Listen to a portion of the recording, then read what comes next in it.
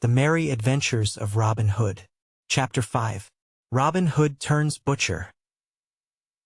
Now after all these things had happened, and it became known to Robin Hood how the sheriff had tried 3 times to make him captive, he said to himself, "If I have the chance, I will make our worshipful sheriff pay right well for that which he hath done to me.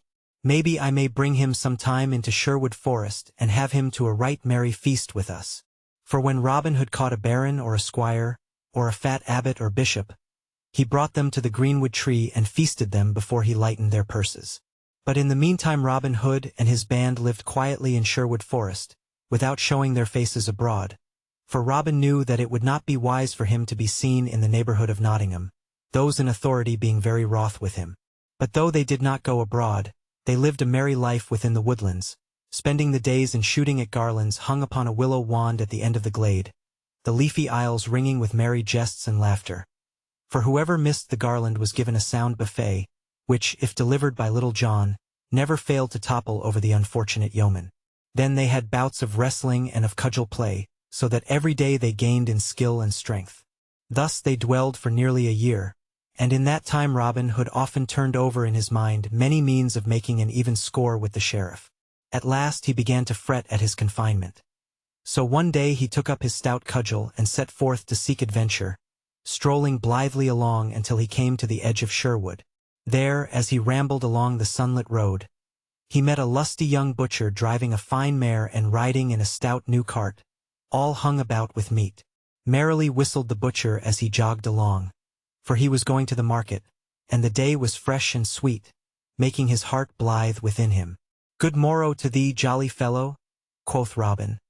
"Thou seemest happy this merry morn." "Aye, that am I," quoth the jolly butcher.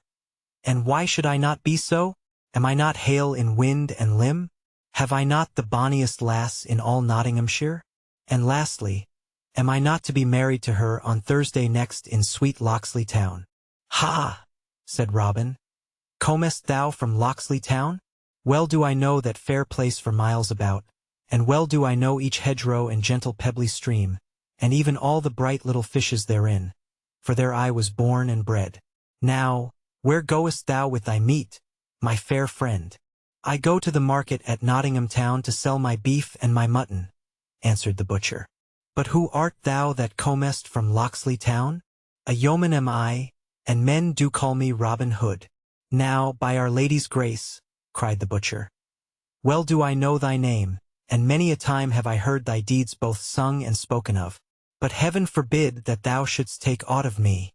An honest man am I, and have wronged neither man nor maid. So trouble me not, good master, as I have never troubled thee."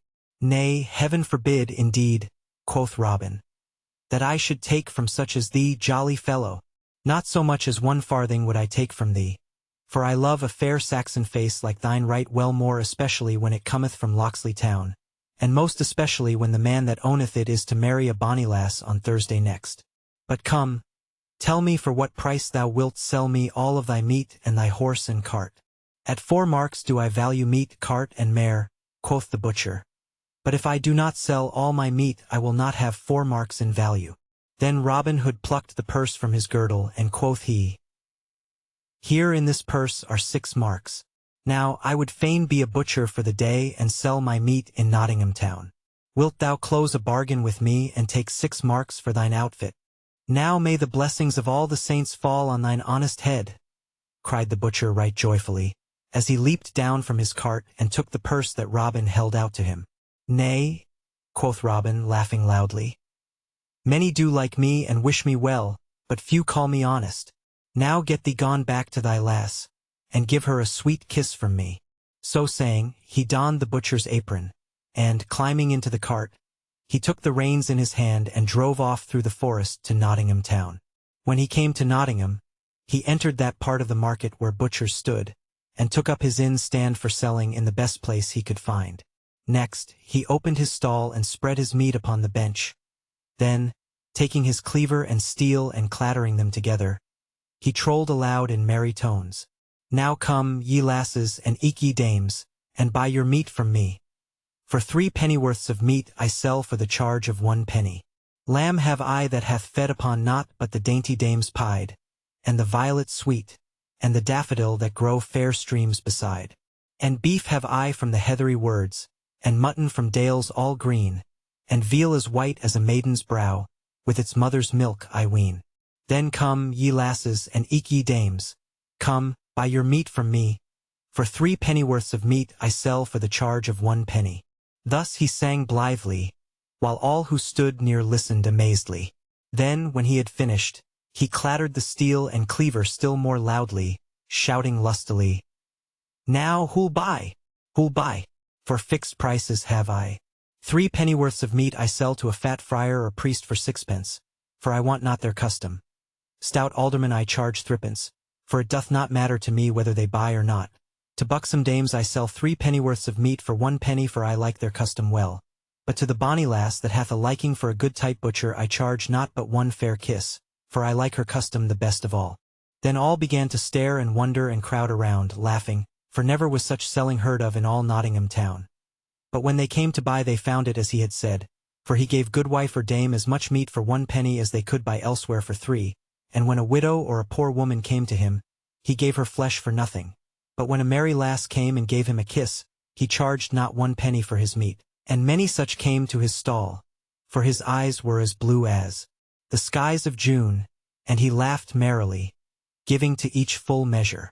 Thus he sold his meat so fast that no butcher that stood near him could sell anything. Then they began to talk among themselves, and some said, This must be some thief who has stolen cart, horse, and meat. But others said, Nay, when did ye ever see a thief who parted with his goods so freely and merrily? This must be some prodigal who hath sold his father's land, and would fain live merrily while the money lasts. And these latter being the greater number, the others came round, one by one to their way of thinking. Then some of the butchers came to him to make his acquaintance. Come, brother, quoth one who was the head of them all. We be all of one trade, so wilt thou go dine with us? For this day the sheriff hath asked all the butcher guild to feast with him at the guild hall. There will be stout fare and much to drink, and that thou likest, or I much mistake thee. Now, beshrew his heart, quoth jolly Robin, that would deny a butcher, and moreover I will go dine with you all, my sweet lads, and that as fast as I can hie. Whereupon, having sold all his meat, he closed his stall and went with them to the great guild hall. There the sheriff had already come in state, and with him many butchers. When Robin and those that were with him came in, all laughing at some merry jest he had been telling them, those that were near the sheriff whispered to him, Yon is a right mad blade, for he hath sold more meat for 1 penny this day than we could sell for 3, and to whatsoever merry lass gave him a kiss he gave meat for naught. And others said, He is some prodigal that hath sold his land for silver and gold, and meaneth to spend all right merrily. Then the sheriff called Robin to him, not knowing him in his butcher's dress, and made him sit close to him on his right hand. For he loved a rich young prodigal especially when he thought that he might lighten that prodigal's pockets into his own most worshipful purse. So he made much of Robin, and laughed and talked with him more than with any of the others. At last the dinner was ready to be served, and the sheriff bade Robin say grace. So Robin stood up and said, Now heaven bless us all, and eke good meat and good sack within this house, and may all butchers be and remain as honest men as I am. At this all laughed, the sheriff loudest of all, for he said to himself, Surely this is indeed some prodigal, and perchance I may empty his purse of some of the money that the fool throweth about so freely. Then he spake aloud to Robin, saying, Thou art a jolly young blade, and I love thee mightily. And he smote Robin upon the shoulder. Then Robin laughed loudly too. Yea, quoth he, I know thou dost love a jolly blade. For didst thou not have jolly Robin Hood at thy shooting match, and didst thou not gladly give him a bright golden arrow for his own? At this the sheriff looked grave, and all the guild of butchers too, so that none laughed but Robin, only some winked slyly at each other. Come, fill us some sack, cried Robin. Let us e'er be merry while we may, for man is but dust, and he hath but a span to live here till the worm getteth him, as our good gossip Swanthold saith. So let life be merry while it lasts, say I. Nay, never look down at the mouth, Sir Sheriff. Who knowest but that thou mayest catch Robin Hood yet, if thou drinkest less good sack and malmsey, and bringest down the fat about thy paunch and the dust from out thy brain. Be merry, man. Then the sheriff laughed again, but not as though he liked the jest, while the butchers said, one to another, "Before heaven, never have we seen such a mad rollicking blade. Mayhap, though, he will make the sheriff mad." "How now, brothers?" cried Robin. "Be merry. Nay, never count over your farthings. For by this and by that I will pay this shot myself, e'en though it cost 200 pounds. So let no man draw up his lip, nor thrust his forefinger into his purse. For I swear that neither butcher nor sheriff shall pay 1 penny for this feast." "Now thou art a right merry soul," quoth the sheriff, "and I wot thou must have many a head of horned beasts and many an acre of land, that thou dost spend thy money so freely." "Aye, that have I," quoth Robin, laughing loudly again. 500 and more horned beasts have I and my brothers, and none of them have we been able to sell, else I might not have turned butcher. As for my land, I have never asked my steward how many acres I have." At this the sheriff's eyes twinkled, and he chuckled to himself. "Nay, good youth," quoth he, "if thou canst not sell thy cattle, it may be I will find a man that will lift them from thy hands. Perhaps that man may be myself, for I love a merry youth and would help such a one along the path of life. Now how much dost thou want for thy horned cattle?" "Well," quoth Robin, "they are worth at least 500 pounds. "Nay," answered the sheriff slowly, and as if he were thinking within himself, "Well do I love thee, and fain would I help thee along, but 500 pounds in money is a good round sum, besides I have it not by me. Yet I will give thee 300 pounds for them all, and that in good hard silver and gold." "Now thou old miser," quoth Robin, "well thou knowest that so many horned cattle are worth 700 pounds and more, and even that is but small for them, and yet thou, with thy grey hairs and 1 foot in the grave, wouldst trade upon the folly of a wild youth." At this the sheriff looked grimly at Robin. "Nay," quoth Robin, "look not on me as though thou hadst sour beer in thy mouth, man. I will take thine offer, for I and my brothers do need the money. We lead a merry life, and no one leads a merry life for a farthing, so I will close the bargain with thee. But mind that thou bringest a good 300 pounds with thee, for I trust not one that driveth so shrewd a bargain." "I will bring the money," said the sheriff. "But what is thy name, good youth?" "Men call me Robert O'Locksley," quoth bold Robin. "Then, good Robert O'Locksley," quoth the sheriff, "I will come this day to see thy horned beasts. But first my clerk shall draw up a paper in which thou shalt be bound to the sale, for thou gettest not my money without I get thy beasts in return." Then Robin Hood laughed again. "So be it," he said, smiting his palm upon the sheriff's hand. "Truly my brothers will be thankful to thee for thy money." Thus the bargain was closed, but many of the butchers talked among themselves of the sheriff, saying that it was but a scurvy trick to beguile a poor spendthrift youth in this way. The afternoon had come when the sheriff mounted his horse and joined Robin Hood, who stood outside the gateway of the paved court waiting for him, for he had sold his horse and cart to a trader for 2 marks.